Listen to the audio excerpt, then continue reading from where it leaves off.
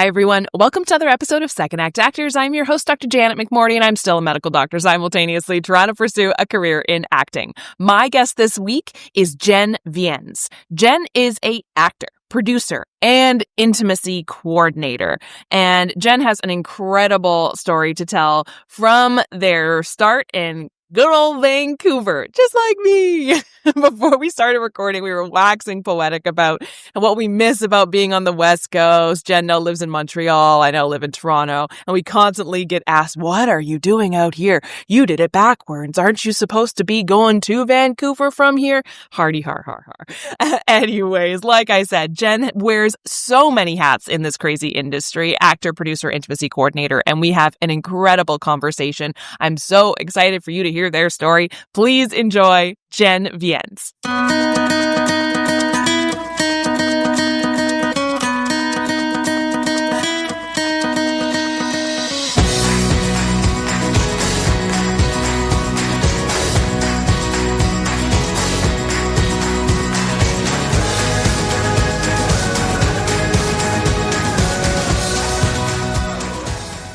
Well, I always like to ask right off the top, just a loaded question.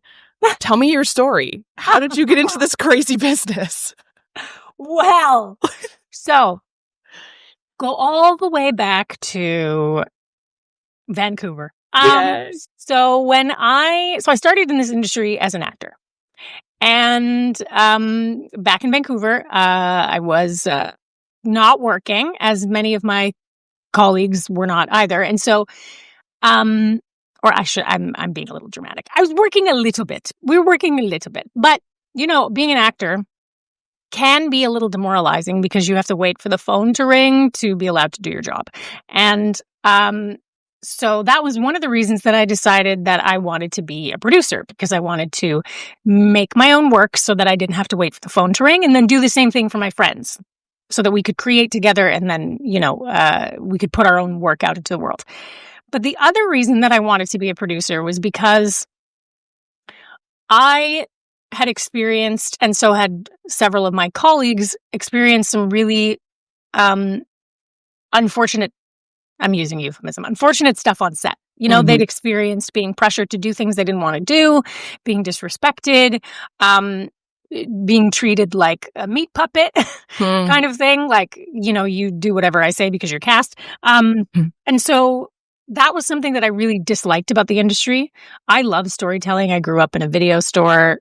Thanks, Mom and Dad. That's why I'm here.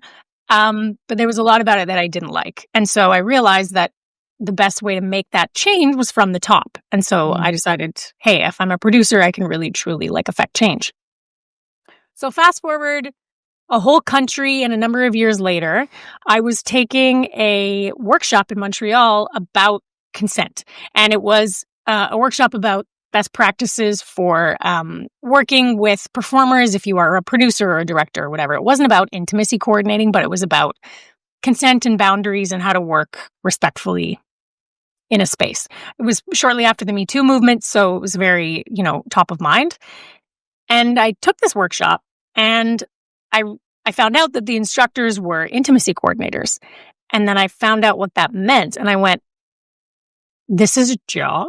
You're telling me that I can do the two things that I'm the most passionate about in one thing? I can affect positive change in the industry and I can tell a story? I was like, sign me up. And so I just kind of went off the deep end and started training. And then here we are. I love it. You mentioned your parents owning a video store. Were you a creative kid? Did you always want to be an actor? Were you ever told that's not a job, that's a career of whimsy, best of luck? All of the above. Yeah. Which is ironic. But yeah, you know how sometimes you will ask performers, or actors or that kind of thing, you say, what was the moment when you knew you wanted to be an actor? And they'll tell you a story about a movie they watched, a play they saw, whatever. I actually don't have that moment. I came out of the womb knowing I wanted to be an actor. From the second that I was born, I was hamming it up. I was doing impressions at the dinner table. I was making movies with home movies with anybody that I could capture, really.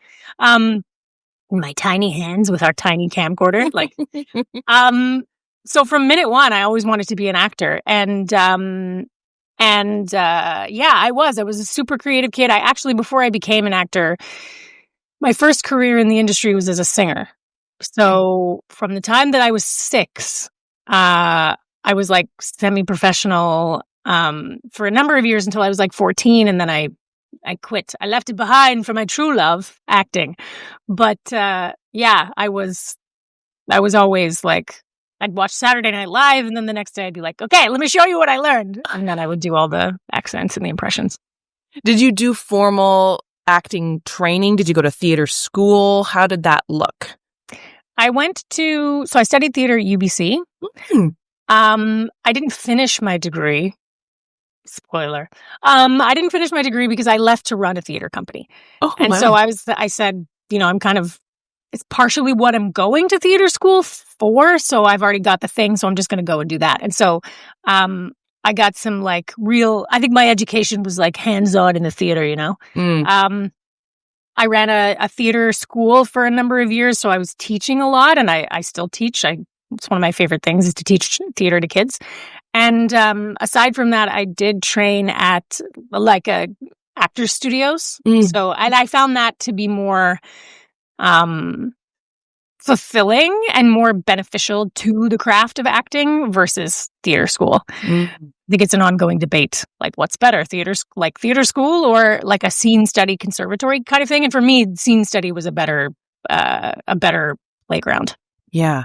It's interesting because I think like all 3 like ish of your career paths, like actor, producer, intimacy coordinator less so because it's becoming more of a formalized designation, thank goodness.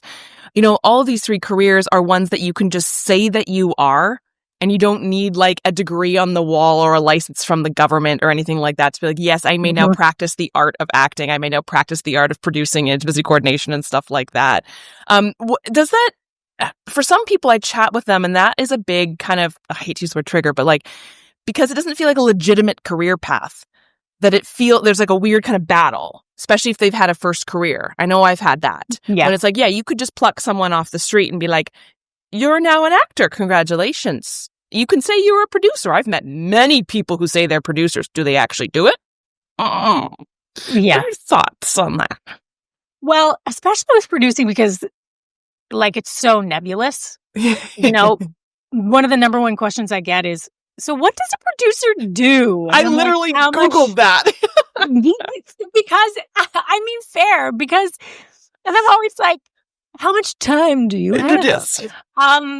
Because the thing is that the job is like so hard to describe because it's different every single time. It's like based on the project, it's different. The time of the year, like it's so hard to pin down. And my answer is always like, producers do everything. I was so side note, this is a funny story. So I was producing a future film. Well, I guess that makes sense. A feature film. In this past August, we had Talent to Watch. So I produced my first feature. And I, like a good child, I call my parents every week. And I was on set. And so I was like, you know what? I'm going to call my parents and I'm going to give them a little FaceTime tour of the set. Because I realized that they've never actually seen what I do because they still live in BC. And so I was like, oh, okay, well, this will be fun. So I FaceTimed them and I took them all the way. We were shooting a studio. So I took them all the way through like the loading dock where they were building a set, through to like the main set, to took them to hair and makeup, took them everywhere, showed them everything, and then went into this office to finish the conversation. And they were like, wow, that's a lot of stuff. I was like, yeah. And then they're like, who organizes all of that? And I was like, man, that's my job. That's what a producer does. But it killed me because I think for the first time, my parents were like, oh, okay, wow, oh, okay. Because I think they were like, as much as I grew up in a video store and they would, make me entertainment at parties, I definitely did get that sort of, you needed a real job kind of thing, like get certified in something, do something else. Like that's, you're always going to be the starving artist kind of thing. And so then to see the looks on their faces of them being like, oh, okay, we understand that this is a legitimate job. Like, this is a big deal kind of thing. So that was a big digression from the question. But anyway, so yes, anybody can call themselves a producer.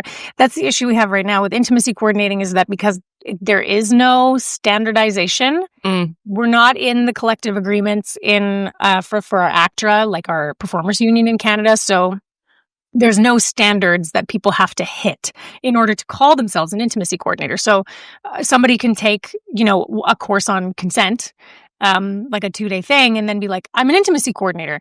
And it's unfortunate because there's so much more to the job than that. Like, that's a great base. And I think that everyone that works in theater and film should be taking workshops like this just to better equip yourselves with what that means and to create more respectful workspaces. But it's so much more than taking like a weekend workshop. So I think like this is a double-edged sword, and I feel two things at the same time. I feel in terms of there not being a trajectory or like, a specific certification that you have to get for any of those things. In one way, it's exciting because it allows you to sort of forge your own path. And I am actually a firm believer that the best way to learn is on the job. Like the old-fashioned model of apprenticeship, I think, is because the best learning that I've ever done has been in real time. Even speaking about finishing my certification with being an intimacy coordinator, I had the theory, I had the practice, in the classroom, but it was getting onto the set that really cemented it all for me. And then practicing those in real time where I went, okay, it's all like melding together. So on the one hand, it's interesting and exciting. And also in some ways there's less gatekeeping involved, which is another conversation we could get to. It probably takes 7,000 hours.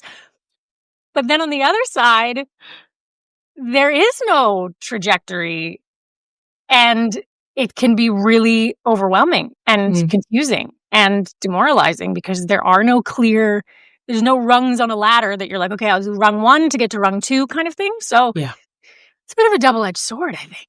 But I do think that in terms of intimacy coordinating, it is very important to do the training. I do believe in that. I do believe certification is important because it is such an intense job. And you do have the safety of everyone in your hands, psychological and physical safety to a certain extent. So I do believe that the training is important, and then to have that practical aspect of taking that all and then, putting that on set, which is why the program that I went through, you have a mentor when you finish your last level of training. They have to mentor you through your hours to certification. So you're never like, you have that support, So that was my long-winded answer to your great question. I love it. I think, again, so like most of the people who listen to this show are people who are changing careers or wanting to either simultaneously or full changing into more of an artistic one, creative one, whether it be acting or anything in the entertainment industry. And like you were saying, it can be really tricky because we're so used to careers where there are certain rungs on a ladder that you have to reach. And then when you get to the top, you're like, I am now the thing. Do you have any advice for people on how to build a more artistic career like you have when there are no rungs to cling on to? Yes.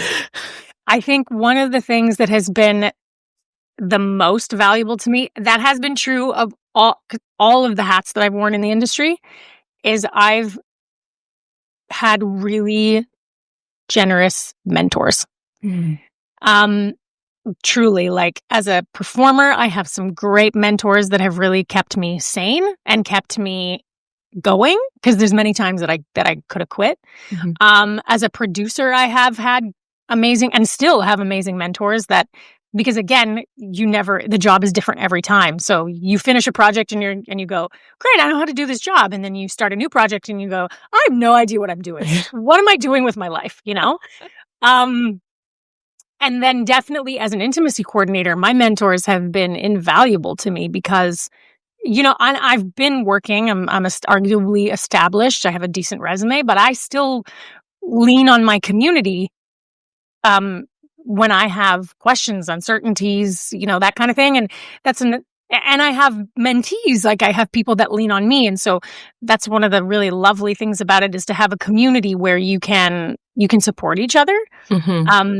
So I think that the number one thing that I would say is, well, there's two things I would say. If you need to do it, do it. Because I tried to leave the film industry many times. I was like, I'm going to be a nurse. And I did go to nursing school. Yeah, my joke is I'm half a nurse because I did half of the program and then I left. Like I thought I was going to be a dentist. I managed a shoe store. Like I kept trying to, yeah. So I've lived 9 lives. I kept trying to leave and I kept getting pulled back in. And at a certain point I went, okay, fine. I need to be here. My soul needs to do this. So if you really have a calling, like because you can't ignore it. You'll either be sucked back in and it'll be really heartbreaking, you know, or you're going to be always thinking about what if, you know, like what if I tried on the jeans before I left the store? And then the mentor piece, you know, find a community, find some mentorship, because they have been in your shoes. They have been there. They've struggled with the same things you struggle with, the same doubts, the same thoughts, the same obstacles. And not that they're necessarily going to tell you what to do, but they will make you feel like this is normal. Yeah. And you're not failing. I love that because, and I maybe it's just me, but in my career in medicine, you cannot become a doctor without mentorship. Like you literally cannot. You can't go through the training without people being above you teaching you. Like it just doesn't exist. Why in the world did I think coming into an industry like producing or acting would I think any different? And I think it's because, again, there's no like formalized, here are all the producers who will mentor you. You have to do the work to find them and reach out, which can be incredibly intimidating. Absolutely. And I think the other piece of that I talk about a lot, and this is kind of unfortunate. Like I read this article many years ago, which perfectly articulated this for me, and it was called Hiding the Brushstrokes. And the way that we glamorize the entertainment industry and the way that we have, you know, the way that it's portrayed in the media, a lot of the language is, you know, like think about Chappell Roan, breakout musician. Chappell Roan has been doing this for 10 plus years. Yeah. You know what I mean? An actor, a breakout actor. And you're like, well, they've actually been doing this since they were Sabrina Carpenter. She's been doing this since she was like 14. Yeah. So we have a habit of hiding the brushstrokes. So we don't talk about the journey that it takes everybody to get to where they are at the point where they tip over and then they're in the public awareness. And so I think that it also promotes that to the next generation of filmmakers, actors, and that kind of thing, where we're like, well, that's how it has to be. You just have to be discovered and then you're good. Yeah. And so we don't see the work that goes into it before that. And I think that's really detrimental to newer filmmakers that are coming up, because we don't see the struggle that everyone went through. And it's not a reality. And so we're putting a lot of pressure on ourselves to be overnight sensations, or like my first feature film has to be, you know, opening South by Southwest. And that's just not it. It's not it. Yeah. And I think, again, it comes back to what we were talking about at the beginning. The reason why that exists is because it has happened. Yes, 99% of actors and filmmakers, you don't see how hard they've worked. But there is that 1% who were plucked from a shopping mall and have never acted in their life and are now an instant superstar. And that's who we're going to glamorize. And that's why people are like, I can do that too. There's a one filmmaker who like steady-cammed or like made Blair Witch, you know, like that. There's always examples. And those are what people cling to, the American dream, right? So they exist. So we're going to keep thinking it. Yeah, but like the competition is so steep. Like, I'm going to be Pamela Anderson. the odds are there's billions of people on this earth. Like, don't put so much pressure on yourself, you know? I think that's a big thing, right? The pressure. And I find that, again, because there are examples of people plucked from obscurity. People think that should be them because that's a story that the media loves and other humans love because they think they can aspire to do that. And then they want to do it. And then there's it just perpetuates itself. And you're like, I'm here sitting in the trenches trying to be just a working actor. Right? Don't forget about us. I just did a commercial. I did one commercial in a year. I'm a working actor. You are, but it sort of delegitimizes it. You're like, I'm just here doing a budget for a film that might never get funding, but I'm still a producer. Yes. But that's not the image that goes out, unfortunately. Totally.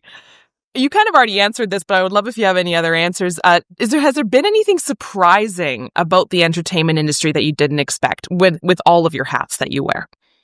Oh, wow. Interesting question. Has there been anything surprising? I mean,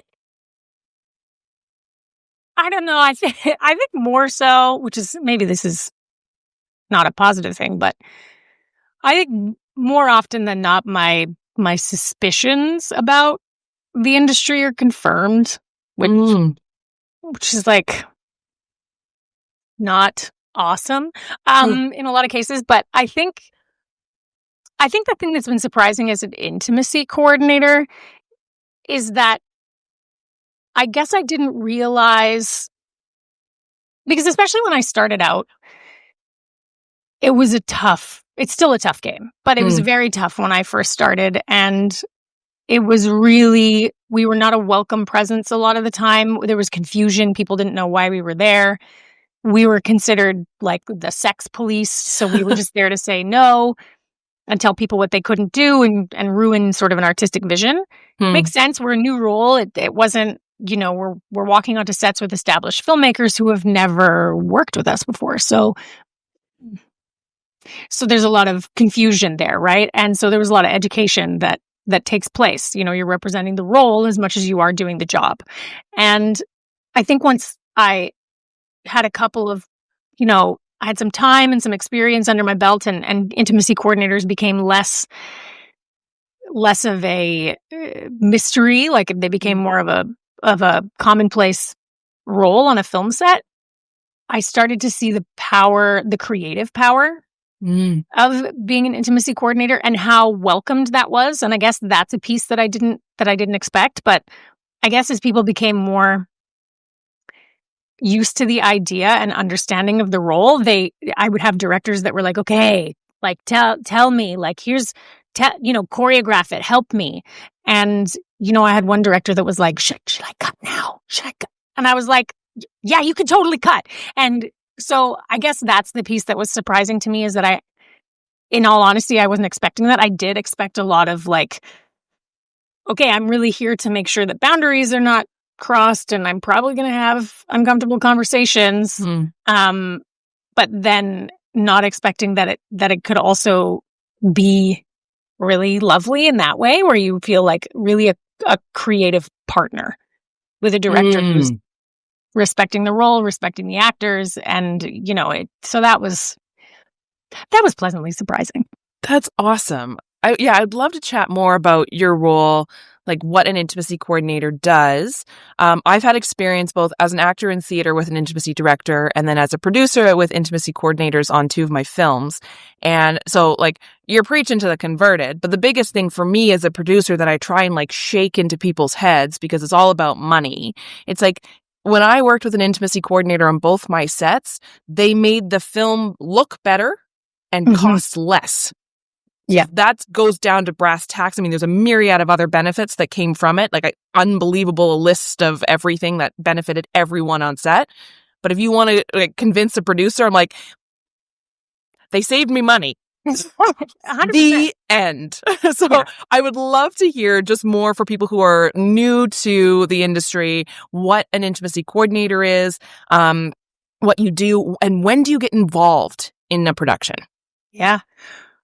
I would love to be involved so much earlier than we are now. Maybe one day the dream is to be involved like in the prep stage when they're putting out the casting notices, because we can also help, we can consult on the language that goes out, because every time you put out a casting breakdown for a role that involves or that may involve some level of nudity or intimacy, you have to tell people.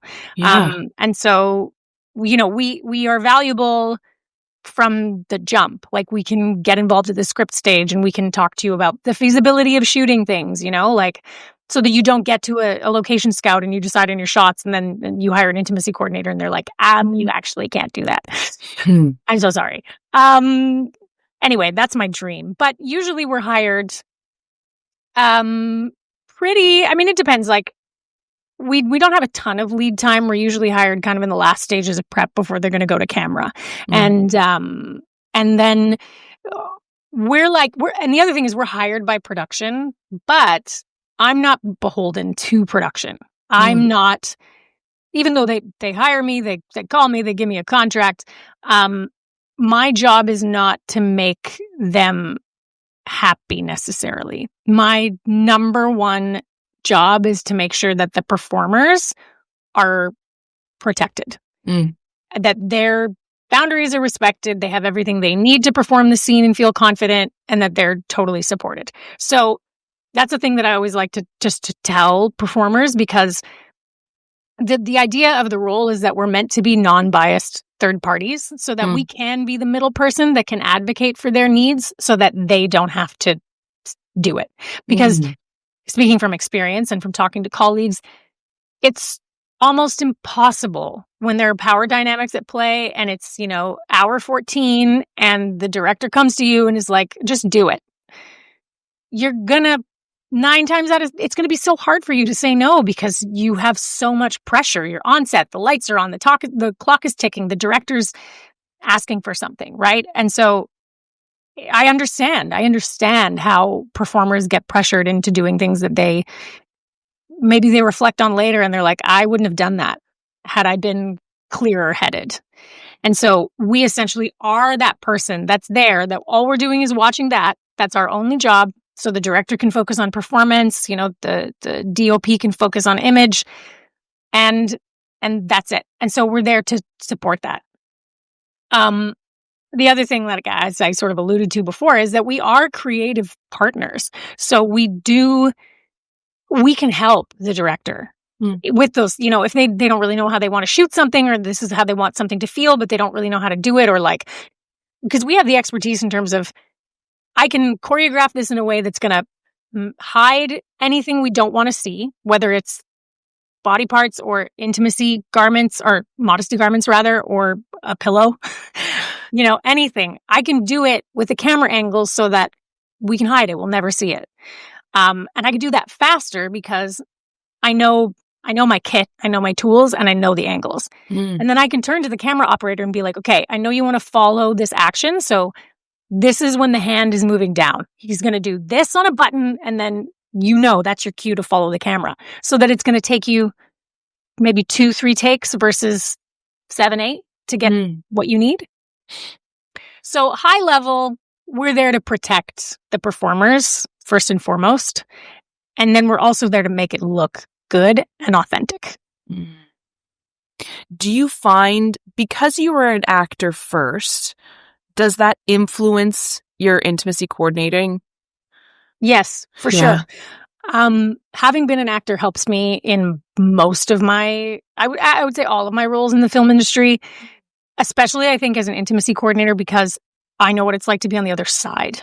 So I can have a level of sensitivity about what they're going through because I've been in their shoes. And I also have the language, I believe, to talk to performers because I was one. And it's not always immediately apparent. Even some directors are like, I'm an image director, I'm not a performance director. So I don't know how to, that's why we hire acting coaches, because they're translators, right? They and so that's kind of what I do too, to a certain extent, is that I'm sort of translating, okay, here's what the director wants, and now I'm going to put it into terms that sort of make sense over here. And then, and I think for the performers, I think there is a certain level of comfort knowing that I am also a performer because then it's, they're like, okay, you get it. Like you're in the trenches with me as well, you know? Yeah. Yeah. Whenever I chat with industry people, I love to ask how, because again, most of the people listening are newer actors to the industry. I always like to ask, like, how can actors make your job easier? But because it's such a, collaborative work with an intimacy coordinator, do you have any advice for newer actors who maybe have never worked with an intimacy coordinator and they're coming on set and they're like, oh my goodness, I get to work with someone like you. How best do we approach that as actors? I think, especially if you've never worked with one before, keep an open mind. Keep an open mind. And, just know that the intimacy coordinator is there to make you look and feel great. And so you can confide in them because anything that somebody tells me, if they want me to keep it in confidence, I absolutely will. Like, I don't need to communicate the reason for a boundary to anybody else. If you want to tell me, great.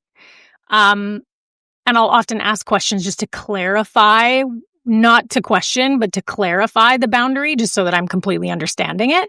But like, if you tell me the reasoning behind something, the director doesn't need to know. They just need to know, no, this is what the performer agrees to. This is what they don't agree to. So I really am your ally. We are your advocates. If you have a good intimacy coordinator who's trained and good at their job, they really are your right hand. And so, you can communicate with them, and you can also decide how you want to work with your intimacy coordinator.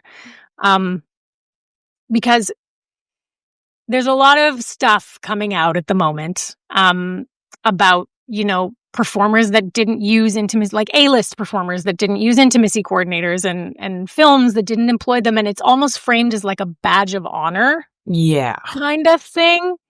And I have many problems with that because essentially, one or two performers are making the decision for an entire film team. And then I think, what about the background performers? What about the day players? What about the crew? What about? Which is why we're fighting so hard for it to be mandatory if you have intimacy or nudity. But you can also say, like, how you want to work with the intimacy coordinator. Maybe you don't need or want as much support, or maybe, that's part of your boundaries too, where you're like, I don't want as many check-ins. Maybe like, I don't want this, or I'd love it if this, you can definitely also express that. We're not gonna get mad. We want you to tell us what you need. And we want to be able to support that for you. What is the difference between film and TV and theater intimacy? I've had experience with both. I know obviously the titles are different, but do you notice major differences in the two? I think the major difference is that in theater, we're brought on way sooner. And we're involved longer. So because we come on board and we are basically there before the rehearsals start, and then we're there rehearsing any of the intimacy. And so I think that we're brought on sooner and we're involved longer. And then I'm also, we're, as intimacy directors, we're available to anyone until the end of the run. So the contract is, longer. So even if I'm not in the audience every day, watching the show, but if anything comes up halfway through the run and a performer calls and it's like, something switched and I'm not confident with this anymore, can we adjust? Then I'm there for that. So I think that's the fundamental difference. Aside from that, it's harder to choreograph on a stage that has a wide audience than it is for a camera. It's harder to hide things. Like, I did a play recently, and there was supposed to be a moment where he, like this woman shimmies in front of him, and he touches her behind, like unsolicited, right? And from the one side of the audience, like, you choreograph it and you go sit and you watch the whole thing. From one side, looked great. From the other side, there was a million miles of space. And I'm like, okay, no, I'm like, can you just tell everybody to sit in the middle? Just like, nobody can just make it 4 chairs across and then, 3 rows deep. So I think that's another thing that's particularly challenging is that you just have a larger, like the camera, the lens is larger. So that gets a bit, but it's fun. It's like tricky and you're like, okay, how can I be sneaky? Yeah. Well, that was my experience. My very first experience with any type of intimacy was on stage with an intimacy director. And, my initial thought was, okay, yeah, they're going to be helping me with an intimate scene. I've never done something like this before with an actor on stage who I don't even know. But it was so cool. Once we got through, yeah, that part was them sitting in every random part in the audience being like, go again. Oh, yeah, you can't really see that from here. They're way up in the back balcony being like, the audience will have no clue. Let's change this. I was like, right, again. Yeah. You're making everyone look good and feel confident. Yeah. That's great. It's fun. It made it fun. So fun. It's so fun. Good. Yeah. And there's something that you said at the Ontario Screen Creators Conference about like it's fun, but that trauma stays in our body for a really long time. And I think like that's what I know personally I experienced in a good way from being a newbie actor, experiencing kissing someone random for the first time. It would have stayed in me for a really long time. And I don't know if I would have been able to separate myself. But the director taught us all, like the clap in, clap out, all the somatic stuff, needing different senses to click your brain out of being the character. Yeah. There was so much more to that than I ever thought was involved with intimacy direction. And I'm so grateful for that. And I would love if you would just speak a bit about the internal response to intimate scenes as just a human who doesn't know the difference in our brains. Yeah, totally. Because you're right. I mean, physiologically, your body doesn't know the difference between reality and make-believe. Mm-hmm. So if you go into a scene of sexual violence and you haven't, tapped in or done any kind of a ritual to enter into the space, and then you have no way to exit out of it, the chances of that hanging out with you are pretty high. They're pretty high. And so like you said, that's a tactic that every colleague and intimacy coordinator, director that's a fundamental tenet of our training is those aspects of like tapping in. Okay, so your body gets used to the ritual of, okay, here's the work. Yeah. And now I'm out of the work. I'm the character and now I'm me. And and those somatic exercises to as you say, shock yourself out of it. Yeah. And it's so funny because I remember learning about this in theater school. And at the time, being young, I was like 18. I was like, this is so flu, like it's all woo-woo, whatever. I don't need this. And then, fast forward however many years later, I'm like, this is so valuable. All right? So valuable. So yeah, it's super important. And it is a piece that people don't really think about. But and the somatic exercises like bilateral tapping is like a really good one. And it doesn't need to, and I do maintain this aspect of it to this day. It doesn't need to be woo-woo, you know what I mean? It is a very practical, and some people are, and that's great. And if that works for them, that's fine. But, there are a lot of actors that are like, oh, I don't want to do this theater exercise. And so being able to explain it in like a scientific, like a neurobiological way is very helpful. And so just explaining like what's happening to your vagus nerve when you do this, like you're confusing your system, like eat some sour candy even, because that will knock you as well. So, and having multiple tactics, because not everything will always work for everyone. Because we're all different. Our bodies are different. Our minds are different. And so, even something that works for you today might not work for you tomorrow. And so it's also being around to be like, okay, here's another option. Like that doesn't seem to be working for you anymore. So let's try this. Yeah. It's funny, like as a scientist, learning about the like physiology of that made my brain tingle in the best way. And it just got me excited. And what we used, my scene partner and I were like, again, I needed that tactile clap. Yeah. But then we also, I used smell. So like The other actor, he wore a certain cologne. And then when we were done, I would like smell coffee and like flip myself out of that. Yeah. And it's funny. It made me feel like I am a professional actor now because I have like things like this to do. Yes. Legitimized it for me. You have your ritual. You're like, okay, here's my work ritual. Like I do this to get into the work, and then I do this to get out of the work. It felt so cool. And again, legitimizing. And as I keep saying, it made our work so much better. Yeah. Yeah. Yeah. Do you have any favorite moments in your career? Times on set, funny stories, anything like that? Okay. So I have a nickname that is in people's phones. And the nickname is El Capitan. And the reason is during my last sort of moments of training, we come together and we do in-person choreography. So we practice choreographing different scenes so that we can get that hands-on sort of thing. So we're given our scenarios and then we sort of flip around. So someone's an IC, people are actors, there's a director, all this kind of stuff. And then we do this separately and then we come back together and we sort of present it for the rest of our cohort. And during my training weekend, I kept trying to choreograph simulated sex up against a wall with one leg up around a hip.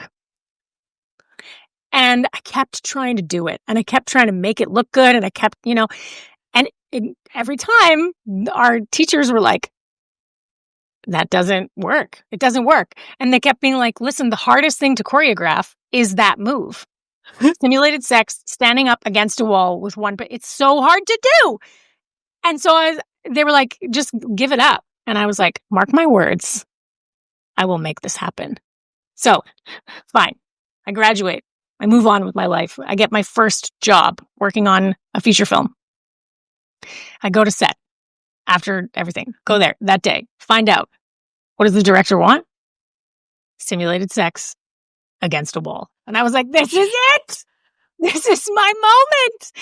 And so I choreographed it. And this is the story that I talk about where I'm like, and it went very fast, which was good because this was a director who's not totally sold on the role. And then when I made this very fast, he was like, oh, okay. Okay, I get it. So anyway, I did it. I choreographed it, and it was a very fast scene, and you can watch it. Witchboard out now. Anyway, I choreographed it, and boom, done. Great, amazing, looked awesome. It worked, and it looked great. Immediately, I call my mentor. Call her. I'm like, you will never believe what I just did. My first simulated sex scene. What is it? And from that day forward, I will forever be known as El Capitan. And it's because it looks like they were making fun of me and they were like the Captain Morgan's thing. With the Captain Morgan who has the like one knee up thing. So that's why they called me that. But then I can't even tell you how many times I have done that move. It's like it's my thing. I keep getting hired for things. They're like, okay, we want this. I'm like, it's like the universe was like, fine, we'll give it to you all the time. You have to do it. You will be continually challenged to make it look good. It's just so funny to hear. There's so many parallels I'm finding with like my sports medicine career. So like in our exam, the hardest thing to deal with as a sports medicine doctor, and we all kind of joke about it, is hockey collision, C-spine injury, prone up against the boards. Okay. That is our simulated sex up against a wall. What? And it's like, if you can do that, you can do anything. That's the top rung. That's the top rung on the ladder. You're like, yes, I can do it. That's amazing. I love that. Like sports medicine and intimacy coordinating. They were the same but different. And I was at Canada Games one time. This was a while back. And that it was like, of course, the hockey game is being broadcast and there's 30 seconds left. What happens? Collision, C-spine injury, prone up against the boards. I'm like, here we go. My time to shine, baby. Afterwards, did I call my mentor? You bet your butt I did. You have to. You're just like, oh, I arrived. This is it. And he was like, I saw it on TV. You did great. I'm like, thank you. Oh, they even saw it live. That's amazing. I love it. I love that there's like the badge of honor. It's so great. Oh, good. Love it. Such a good feeling. Do you have anything you are looking forward to coming up? Oh, I mean, so I think where my mind is right now, I mean, it's a slow season. So, yeah, everything's kind of like slowing down for the holidays. So I guess in a way I am looking forward to a bit of a break.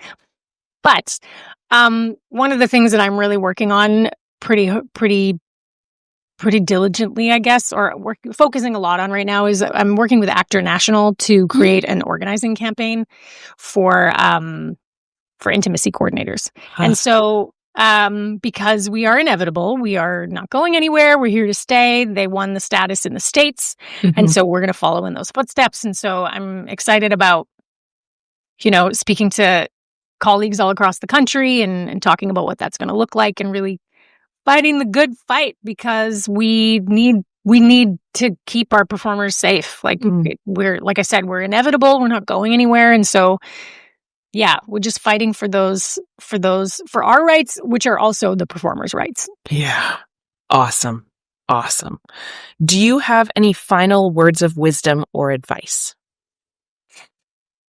If you want to be an intimacy coordinator, I think that's great, because we need them, especially when we get into the collective agreement, because we will. They're going to be on every set.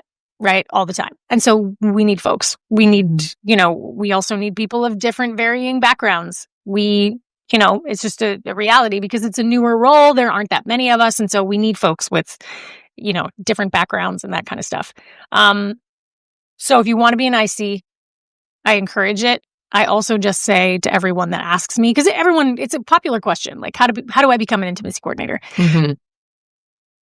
It's a lot of work.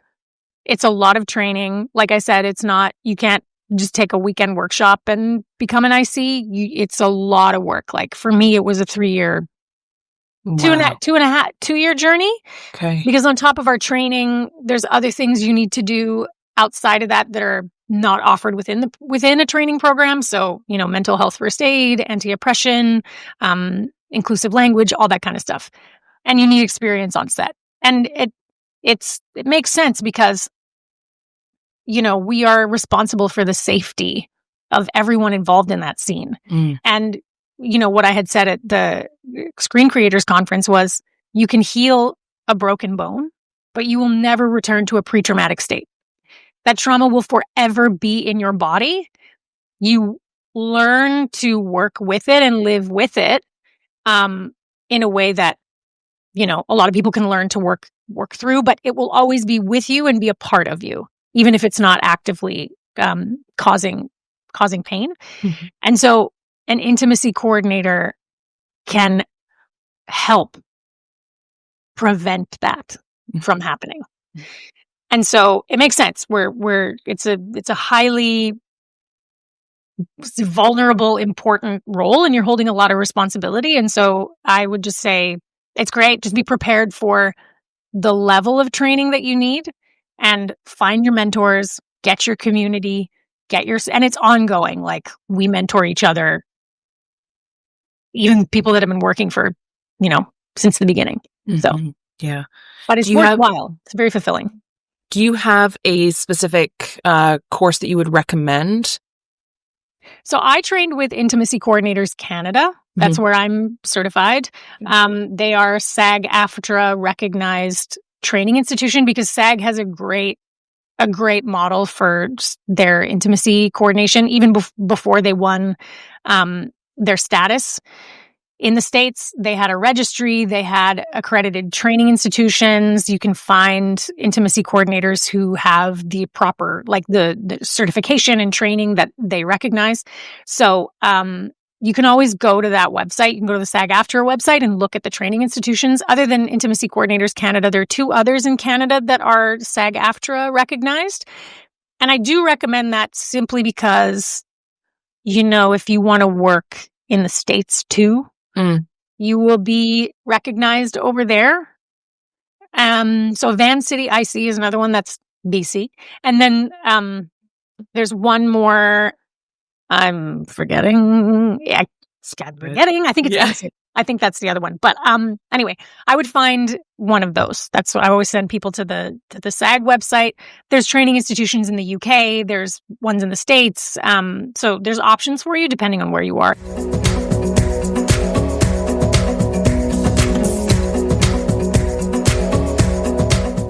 Thank you, everyone, for tuning in. And thank you, Jen, for being my guest this week. Thank you so much for taking the time out of your busy schedule to chat with me and with my guests. I so appreciate it.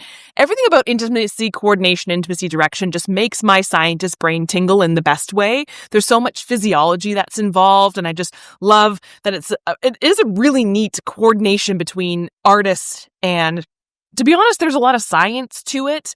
And again, I just think it's a beautiful hybrid mix of everything and so essential to have on set. Like I mentioned in our episode, I've had an intimacy coordinator on 2 of my film sets that were necessary. And not only did they make the film look better, as I said in this interview, and I'm going to say 50 million more times to anyone who will listen, and they need to listen, producers out there, intimacy coordinators save your production time and money. And isn't that all that matters in a producer's mind? Yeah. You're going to make your film sets way better, way happier. Cast and crew are going to be happier. Your film's going to look better and you're going to save money. Win, win, win, win, win, win, win. Like I said in this episode, there's a million other benefits that come from hiring an intimacy coordinator. But if you want to get down to brass tacks about money, because that's all the industry talks about, they're going to save you money. I'm going to jump off my soapbox. But again, thank you, Jen, for being my guest this week. And I hope you all will tune in next week for another episode of Second Act Actors. Bye.